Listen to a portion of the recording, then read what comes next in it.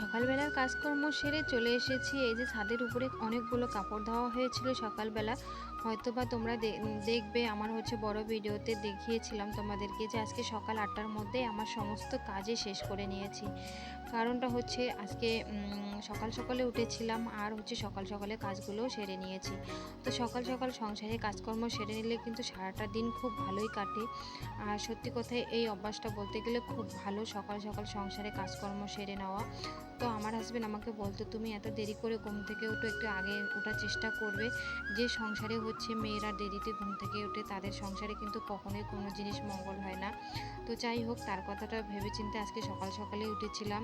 আর এই অভ্যাসটা কিন্তু আমার হাসবেন্ডই আমার খারাপ করেছে, কারণ সে যেহেতু দেরিতে কাজে যায় সেই ক্ষেত্রে আমিও একটুখানি দেরিতেই উঠতাম। তো যাই হোক, এদিকে চান টান করে কাপড় টাপড় উপরে দিয়ে দোকানে গিয়ে কিছু খরচা বাকি ছিল সেগুলো নিয়ে আসলাম, মানে শেষ হয়ে গিয়েছিল। তারপর সেগুলো ঠিকঠাক করে রেখে হাজবেন্ডের সঙ্গে একটুখানি বাইরে গিয়েছিলাম। যাই হোক, তোমরা সকলে ভালো থেকে কেমন লেগেছে ব্লগটা অবশ্যই জানিও।